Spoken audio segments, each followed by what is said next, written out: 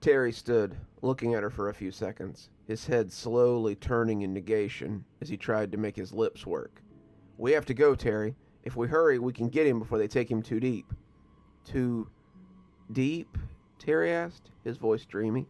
"Into the mines," she hissed, becoming angry with him as she took a step towards him. "We have to get him before they drag him too deep into the mines." Terry kept shaking his head, the nest of eels beginning to writhe in his stomach again. This had been a mistake. Terry knew that now. He should never have brought them back to Jeremiah. They had escaped once before. Why had he tempted fate? He was so stupid. They had Wayne, probably his best friend, and there wasn't a goddamn thing he could... When Scully slapped him across the face, he almost fell over. She wasn't some juggernaut, but she had taken him by surprise. His head stayed put after the slap, his breathing coming out in gasps as he looked at her. She was angrier than he had ever seen her, and Terry was suddenly more afraid of her than the shadow creatures that had chased them out. "Get your shit together, Terry. We're going back for Wayne, even if I have to drag you back. Come on, move your ass." She shoved him, but Terry dug his feet in as he turned back towards the shadowy town. He couldn't. He hated his own cowardice, but he just couldn't. It was exactly as bad as it had been when he was younger, maybe worse, and now all the excitement that had been there was long gone. He was scared. He didn't want to do this anymore, and the trepidation he had felt as a child as he stood at the border of the town made more sense now. His mind had known there was something here that would eat him up, and it had been right. It had gotten those 2 college kids. It had gotten those 6 teens, and now it had gotten Wayne. If Terry went back, it'd get him too. When Scully pushed him this time, he fell on his face in the leaves, her feet crunching as she walked away. "Gutless coward! I'll go get him myself. Don't call me again, Terry. I don't have a single thing for you after this." She stomped off towards the town, the crunching dying away as she disappeared into the woods. Terry lay in the leaves as his tears spilled down his face. He was useless, a shell of a man. He didn't deserve friends like Wayne or Scully. They had protected him that night, dragging him along as he threatened to freeze up, and this was how he repaid Wayne for his loyalty. Who knew what those things were doing to him as he lay here making leaf angels? He wanted to get up and go after Scully, but his body felt like it was made of lead. He had felt like this when the creatures had pursued him last time, but Wayne had been there to help him, and now he was repaying him like this. As he watered the leaves, he tried not to go back to that night, but he couldn't help it. He was powerless before his own recollection, and he slipped into them like a comfortable pair of gloves that holds a spider in one finger. Wayne had grabbed him by the jacket and yanked him forward, saving him from being buried under the charging thing. When Terry looked back as the bigger boy pulled him away from the mine, he had seen the gnashing teeth of that shadowy horror and felt his legs try to cramp on him. It was something he had sworn never to experience again, working on his cowardly paralysis for the rest of his life. But that night, it felt as if Wayne dragged him a mile before his legs began to work. It had been after the fall, Terry remembered. Terry had fallen as they came into the parking lot of the Fill and Go, his cheek scraping against the uneven concrete. His brain was a gibbering mass of sparking wires, the relays severed suddenly and violently, and he felt confident that they would have him any minute. This would be it. He had dreamed of coming here his whole life, and now he'd be just another statistic for Jeremiah. When someone grabbed him by the collar and shoved him forward, Terry was aware that his feet were moving, and Wayne was behind him again. "Move your butt. I'm not leaving you behind," Wayne gasped. The storefront slid by on rails as Terry ran faster than he had ever run before. He didn't dare look behind him. It sounded like a runaway zoo was coming after the 2 boys as they sprinted, and when the ice cream parlor slid past, the 2 ran heedlessly for the distant van. The lights were on, the horn cutting through the silence as Scully honked at them. Now they were running past the general store, the saloon, the town hall, and when they jumped the barricade, Terry tucked his feet up so they wouldn't catch and trip him. He slid into the front seat, Wayne bolting into the back, but Scully was momentarily paralyzed as she stared at the town. Terry looked forward and saw that the headlights had created some kind of barrier for the black masses. Scully's hands shook on the shifter, but she slid it into reverse, the swarm of dark, smiling shadows watching them as they went. They had gone a few miles before Terry felt confident enough to look back and thank Wayne for saving him. Wayne had shaken it off, holding out his fist for Terry to bump. "It was nothing. You'd have done the same for me, right?" "Right," Terry said, bumping his knuckles against Wayne's. He had known that that was a lie, but Terry hoped he could make good on that false promise now. Terry climbed out of the leaves on shaky legs, the eel still nibbling at his guts. He felt like he would rather walk into hell than walk into Jeremiah. But walk he did. The steps became easier as he took them, and by the time the town came into view, he felt steady again. This was the right thing to do. He felt it, and as he peeked down the street that would take him back to the Fill and Go, he knew this was likely where he would die. The street crawled with the creatures, their heads lifted as they sniffed the air. Scully was nowhere to be seen, and Terry tiptoed towards the gas station. The creatures didn't seem to notice him as he snuck along, and Terry began to wonder if maybe they were blind. They didn't seem to have any eyes, none that Terry could see, and the way they sniffed the air seemed to confirm that their eyesight was either poor or non-existent. He could see the parking lot as he rounded the corner, but he could also see 4 tar creatures as they scrabbled around on all fours. The road was narrow. Terry couldn't risk getting in close. If they heard him, they would jump on him, and he'd have nowhere to run. He took a step back, looking for a new direction to take, and that was when a crystalline sound scratched against his ears. Every one of the tar creatures picked their heads up, listening for the source of the sound, and Terry dropped as he grabbed the neck of the bottle before it could give him away. He turned to stare silently into the inky face of the sniffing creature, its midnight skin mere inches from his. Terry lifted the bottle slowly, lifting it up as he tossed it back the way he'd come, hearing the glass shatter against a nearby wall. All 4 of them turned in unison, and as they loped off, Terry scuttled away as quickly as possible. As he entered the convenience store, he saw Scully putting some things in a bag as he pressed himself against the wall, praying he hadn't made too much noise. She didn't chastise him, but she didn't offer him any sort of greeting either. She just tossed him one of the LED flashlights she had packed. He caught it as she took out one of her own, pointing towards the mines as she put a finger to her lips. Scully had clearly determined that the creatures were blind too, and her target seemed obvious as she moved for the back door. He could either follow her or not, but either way, she was going to the mines. She would find Wayne, or die trying. Terry turned and crept after her. He had made the same decision when he left the woods. The 2 of them were out the back and heading for the fence before Terry could talk himself out of it. He had to help. He had to get Wayne back, but they were going to the last place he ever wanted to go. The mines represented the epicenter of all the weirdness for him, and he had no desire to go in there. As they came to the entrance, though, Terry realized that this was the only place the monsters weren't gathering, and he realized it was the only place that was likely to contain his friend. "Let's get in and out," Scully whispered, switching her flashlight on as she walked inside. "Sandra," Terry started, but she shook her head. "Later." Her beam cut through the darkness as she walked inside. Terry turned his own light on, letting her get a little ahead before he could force himself to follow. The mines accepted both of them greedily. It wasn't until they passed the big metal sign that declared that they had passed into D level that Terry realized how deep they were. That can't be right. Sea level should have been mostly collapsed, Terry said. The tunnels there were almost completely intact. The struts looked new, the walls built up, and the floor was level and free of debris. No tools were present either, so if the shadow creatures were fixing up the mines, they were doing it by hand.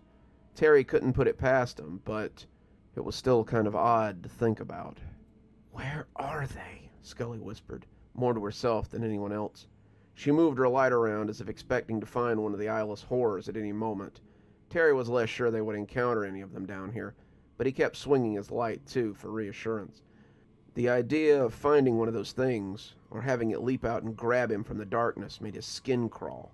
But given how many of them they had seen in town, he wondered how many there could actually be. Above ground, likely?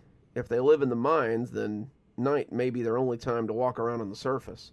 They live in total darkness, so I'm guessing light doesn't agree with them.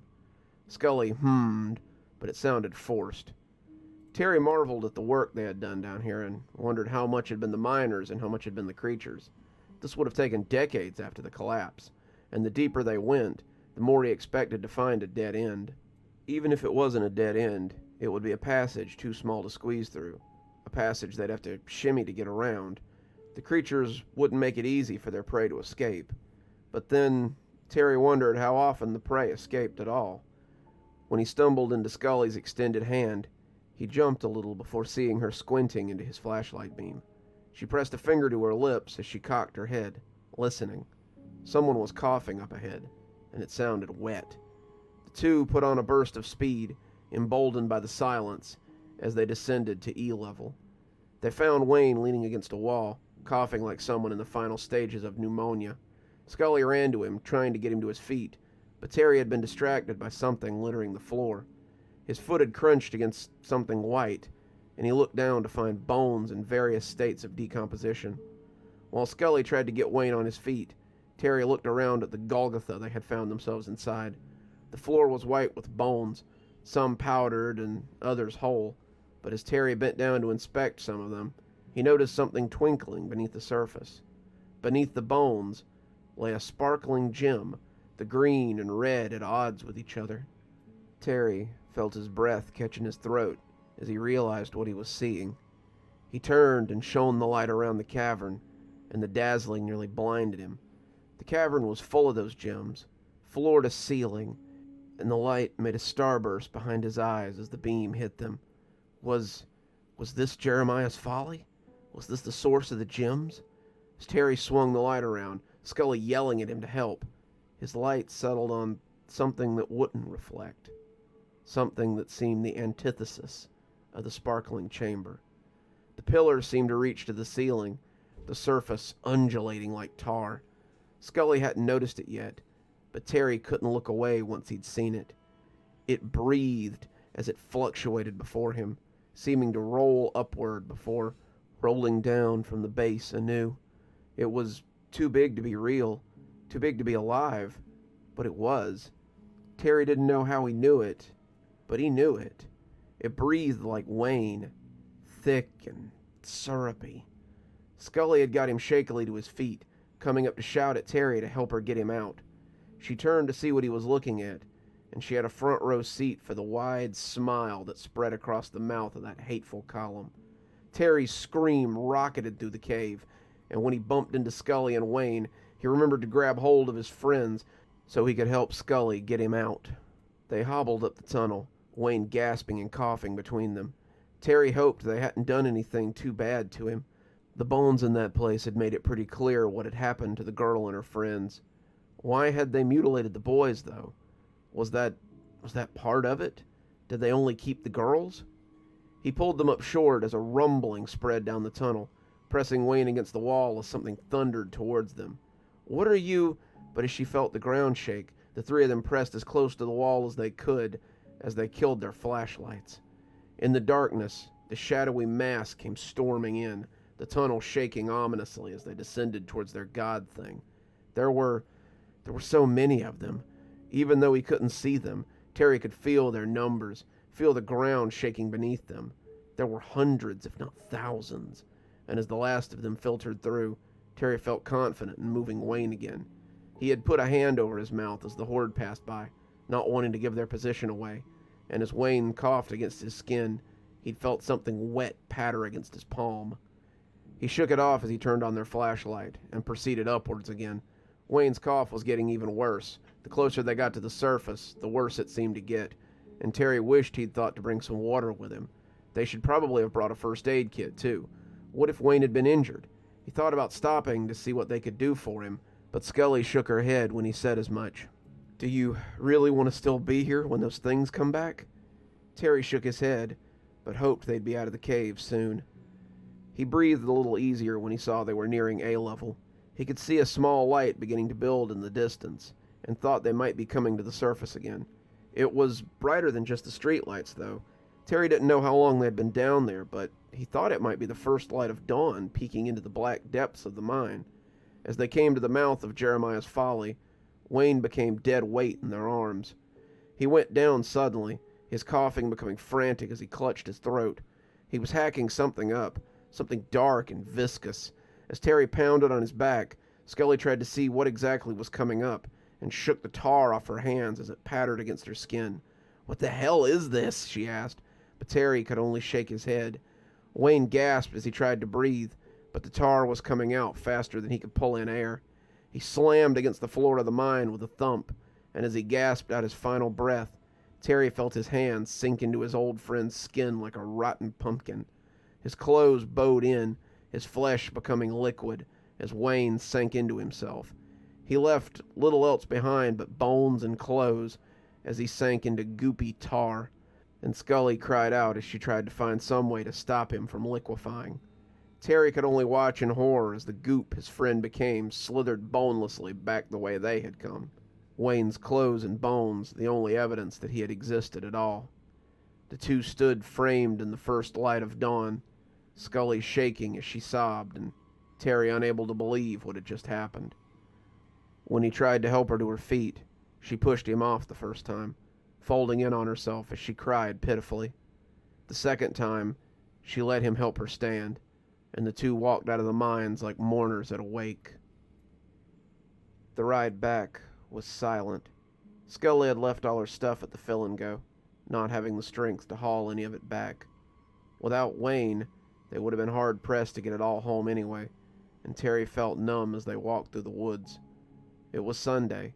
He and Wayne should have been going over the night's footage while Scully took some of the choicer stills and saved them for later.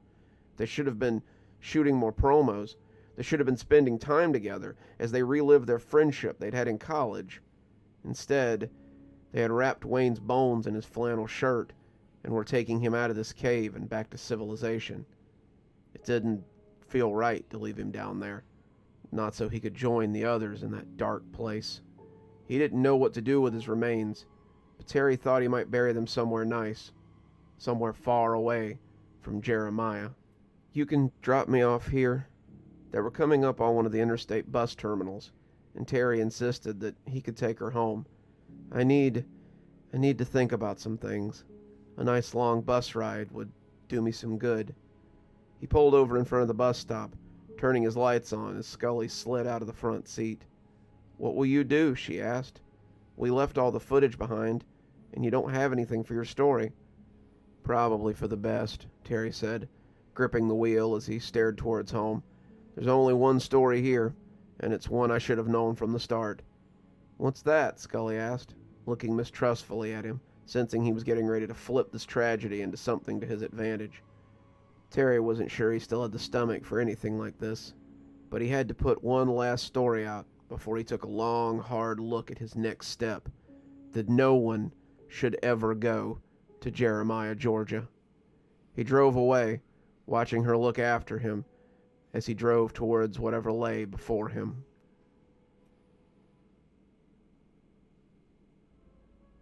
Good evening, everyone. It's me, Dr. Plague. Thank you so much for joining me for tonight's story. Well, I hope you've enjoyed our little trip to Jeremiah, Georgia. But rest assured, it won't be our last trip into the Georgia hills. I've been working on a little something for quite a while now, and I found this was a good time to announce that the Dr. Plague canonical universe is getting a little smaller. As many of you have commented on, so many of my stories happen in Georgia, and I've decided to maybe make my own little epicenter of weird, somewhere up in the North Georgia mountains. If Stephen King is allowed to have his Castle Rock, then I think I might be allowed to have my Kashmere, Georgia, a place that holds a very familiar hospital, is within driving distance of a very familiar prison, and maybe even sees the face of a beloved grandfather from time to time. So look forward in the future to hearing more about Kashmere, and of course, tune in for more great videos from Dr. Plague. If you enjoyed today's story, maybe go ahead and hit that subscribe button if you haven't already subscribed. Hit that notification bell too so you don't miss any of the spooky stuff we do here. Halloween spooky is almost over, but there will be more spooky to come, you can be certain. If you're looking for something to read this holiday season, I suggest Fall Frights and Autumn Chills, my newest book that you can find a link to in the description. There you'll find over 20 stories of Halloween and Christmas horror, and maybe even a few Thanksgiving and seasonal horrors as well. I think it's well worth the price tag, and if you're a member of Kindle Unlimited, it's also free to read, so come on down and have a look. If you'd like to support the show in a more monetary fashion, I always recommend you come to Patreon. For just $5 a month, you can have your name read out at the end of every TikTok and every YouTube I make, and also have your spooky a little early. There's all kinds of fun things we get up to over on Patreon, so why not come have a look? I'm sure you'll find something that appeals to you. Speaking of Patreon, let's go ahead and thank our patrons before we go. Thanks to Janet and Winters for being our Spooky Skeleton tier contributors.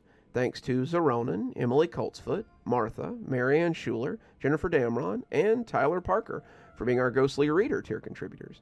Thanks, everyone. We just couldn't do the show without you. And as always, thanks for stopping by. Dr. Plague, signing off. Have a wonderful evening.